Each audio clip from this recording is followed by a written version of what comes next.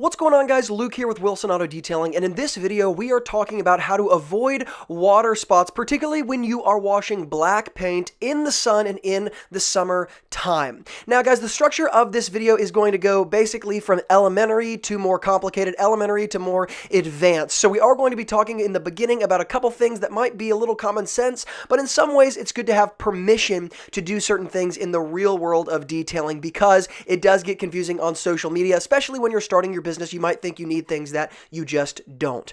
Now guys, as we go through this video, you are going to be seeing me wash paint in the summertime, black paint outside in different locations. Let me first start by saying this. The easiest way and most obvious way to avoid water spots on black paint, and for that matter on any paint in the summertime in the heat, is using deionized water. And to get your anticipation up just a little bit, I am going to be doing a video in the future pretty soon here about deionized water, what the system that I use is, why I ended up getting this particular DI water system. So stay tuned for that. But let me just say that the obvious answer to the question of avoiding water spots in the summertime is deionized water. For those of you who do not have the capital to invest in something like that, that is who I want to speak to today, because there are absolutely ways around this, and I want to make sure that these are made known. Once again, we're starting from elementary, getting more complicated, so let's start with rule number one. Rule number one is simply timing the shade.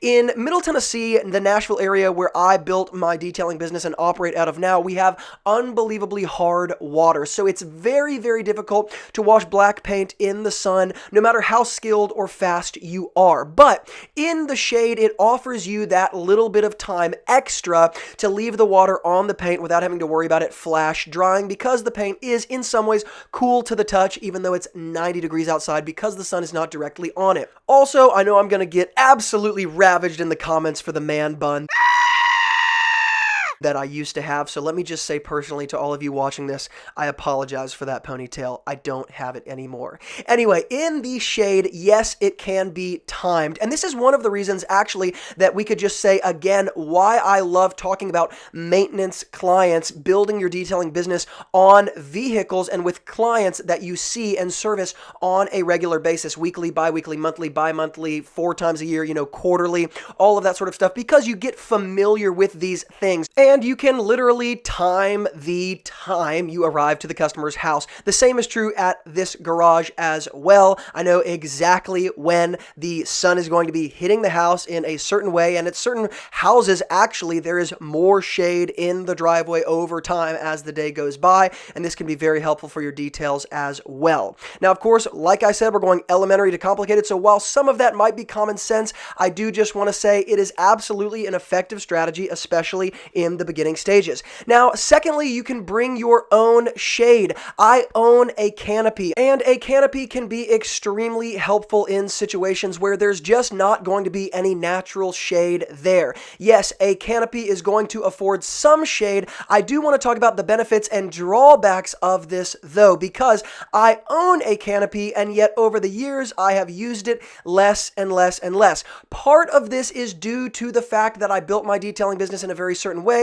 with very specific clients, most of whom have very spacious garage, and so I don't have to worry about these things and have had to worry about it less over time actually. But one of the huge benefits to this is, of course, the fact that you can set it up, get the car finished in the shade, afford yourself more time when the water is sitting on the paint, and all of that. One of the main disadvantages to this, however, is the fact that it can be difficult, honestly, to time the shade where you position the vehicle under the canopy in the proper way, where it makes sense to wash the car in the quote-unquote shade. Sometimes the sun will be positioned in a way, or it's shorter days, and so it feels like the sun moves a little bit faster, in the fall or in the winter time, things like that, where the shade is actually projected on other areas, and even if you're pulling the truck or the car underneath the canopy, you're not actually getting that shade, right? Because that's just the way the world works, the way the sun, the way the earth revolves around the sun, right? So that can be fixed, of course, by just positioning the car in the way it needs to be positioned based on where the shade is at the time.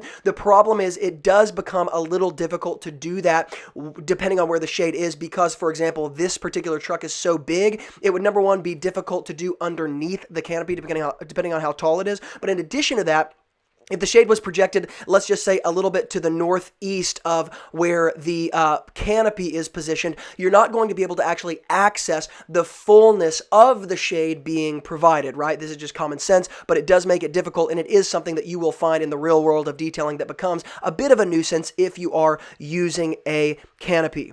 Now, guys, in addition to that, I want to move on to something that might seem obvious, but is actually dramatically overlooked, and that is this. A previously protected and or ceramic coated car like this Mercedes is going to dramatically reduce, if you are using tap water, hard water, depending on where you live, the amount of water spots that you find on the paint. Just so everybody is clear, actually, because this is a good bit of information, one of the things you might notice is that you actually don't get that many water spots while you're using something like a foam cannon or even your agitation wash. The water spots end up coming in when you do this final rinse, right? And that's because in some ways the soap actually reduces the amount of minerals in the solution because it's reacting with the dirt in the water itself. It's not actually dirt. You might call it calcium deposits, and a chemist might call it your precipitate that's in the equation, solids that aren't soluble in the particular solution. But the point is, when the car like this Mercedes is previously protected, you will find that the water does not sit on the paint in that sort of lazy way underneath the sun. It begins to come off, sheets off, beads off, and for obvious reasons, this yet again is coming back to my maintenance client detailing business strategy. When you are seeing vehicles that are protected all the time, you are once again solving in some ways the problem of water spots, yet another advantage to and a reason why I talk about it so often. In addition to that, something that might be very practically useful for those of you who are starting your detailing businesses or just trying to figure out how to suspend, in some ways, the need for your DI water system. Once again, I want to be clear here. A deionized water system is absolutely something that makes sense over time. Investing money back into the business on certain necessary things makes sense over time. But I'm speaking with the people here who just don't have the ability to do that right now because there are absolutely ways around it. We can dive into certain chemicals that will actually make our lives easier in how we apply them. One of the things you can actually do that works, and this is something that I have done on many vehicles, is a product like Mcguires Synthetic Express Spray Wax. Many people use it as a drying aid. Well, one of the things you'll find that, assuming you're not in a situation where there is necessarily a bunch of liquid flash drying on the paint, but rather there's just a lot of liquid on the paint. So this is where I would make a distinction here of when you should and shouldn't do this. If the sun is on the paint, like you see with this Mercedes, but the paint is not overly hot right this second, so there's not a bunch of flash drying, but again, there's still just lazy water sitting there, Mcguires Synthetic Express Spray Wax, taken one panel at a time and even spraying it onto certain panels and letting it sit for a second if you need to move on to something else. The hydrophobic nature of that spray wax will essentially suspend the evaporation. Well, let's put it this way. It's not going to, that's a bit of a misnomer. It's not going to suspend the evaporation. It is going to form a very thin hydrophobic layer between the paint and the water. So when the water is evaporated, there is a bit of protection there. And you'll also notice if you've used Mcguires Synthetic Spray Wax as a drying aid, if those water spots were were put on there relatively quickly, essentially you addressed them before they really dried in the sun, maybe in the first minute that water dried, even just the liquid chemical of the Mcguires Synthetic Express Spray Wax will actually pull off those minerals that are left over from the water drying. Now, since we are talking about chemical interventions, there is something that you need to be aware of that seems common sense to me, but it doesn't seem to be talked about too much, and that is the nature of the final rinsing aid. So we can contextualize it to, let's say, commercial car washes.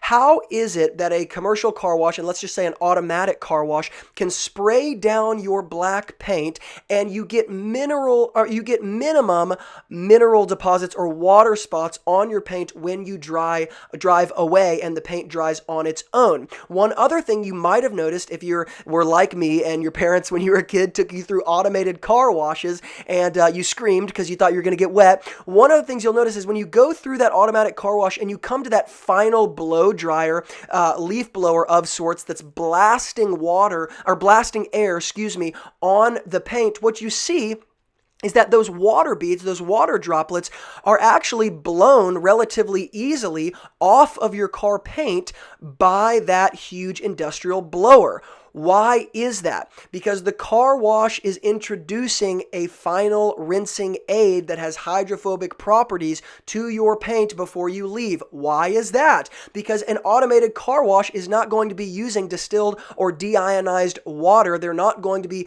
buying the resin that has to be replaced in a deionized water system. It's not going to make sense economically for them. It also probably doesn't make sense for their customer base for them to invest the money into doing that, right? So how do they get around the water spots if they're not using soft water? Well, they're using that chemical intervention. This can actually be purchased. There are many, many products like this on the market. One of the reasons they're not talked about, and maybe you're not aware of it, is because it's not necessarily a product that's marketed to detailers, though there are products like it that are marketed to detailers. And essentially the way these products work are very simple. You wash the car, you spray with your hard water to rinse the soap off, and as the water is still standing on the paint, you can spray the paint with this product before you go and dry off the paint. And this way, any water that dries in between you spraying the hydrophobic chemical and you drying the paint doesn't leave a water spot because there's that protective barrier. It also makes it easier to dry. The water will begin to fall off the paint even on its own in some cases. Now, there are certain companies, even in the detailing world, who have marketed products like this. Mcguires is one of them, and I will link up their liquid chemical that they have that serves this purpose below. I have never used it, but I will link up a gallon size of a product that is actually not by Armor All, though Armor All actually does have a product like this. And I know some of you are cringing because I'm a detailer talking about Armor All. I'm not saying that Armor All's products are something I would use on a regular basis, but I'm saying this specific product from Armor All used on the paint would actually be very helpful for you guys in this situation. Though I will hook up in the YouTube description box different options, and I'll explain them just a little bit for those of you who want to invest in this. These chemicals are extremely cheap because generally speaking, they're sold in bulk sizes, even like 10-gallon drums to different automatic car washes. In fact, I have some friends who own automatic car washes, and we've talked about a lot of the chemicals there. And so that's actually something I want to introduce more on the channel anyways, because a lot of those that are available, not in the detailing world, but more wholesale-esque to automatic car washes are very, very helpful for detailers, and this is one of them. So that chemical intervention is probably going to be something that many of you guys are going to be able to take advantage of, and it's going to be unbelievably helpful. Now, the very last water spot solution that this would be a last resort solution, because in some ways what we've talked about so far are preventative measures, and this would be more clearly defined and accurately defined as an actual solution. If you are detailing black paint like you've seen in this video so far on many different vehicles, you're foaming it down, soaping it down, agitation wash, and rinsing with hard water, you may inevitably, even with the right chemicals and all that sort of stuff, still get a few water spots here and there where maybe your chemical didn't drip to, wasn't sprayed very well on, all of that sort of stuff. So it is good to have some sort of measure to solve the problem, assuming that you didn't prevent it 100%, which could be difficult to do.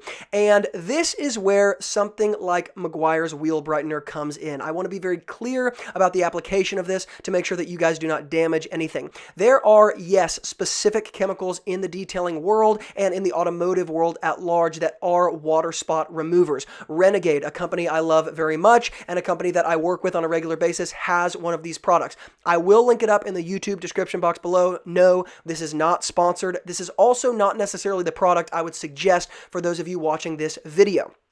I like dedicated water spot removers as much as anyone. However, Mcguires Wheel Brightener, the acidic nature of the chemical is going to react with the leftover deposits from dried water that we call water spots very well. The chemical reaction that happens makes them very easy to remove with a simple 5-to-1, or if some of you are a bit nervous, 10-to-1, 12-to-1 dilution of the Mcguires Wheel Brightener chemical. It is not going to remove water spots that have been etched into the paint, but nothing we have talked about in this video is going to remove water spots that have been etched into the paint. These are all surface spots that come from washing black paint in the heat and in the summertime. Should you get some left over, this is an incredible solution and dilution ratio that will be safe for the clear-coated vehicles out there. So I'm not suggesting this for glass, and I'm not suggesting it for bare metal, and I'm not suggesting it for any matte finishes. What we're talking about are factory clear-coated vehicles, just like this Jeep, just like the truck, just like the Tahoe you guys saw. So every car in this video would suit what we're talking about right now, and probably most of the vehicles that you guys see on a daily basis in your detailing business will be totally fine. The only reason why you should not use this product is if you are using it on glass, because it will etch glass.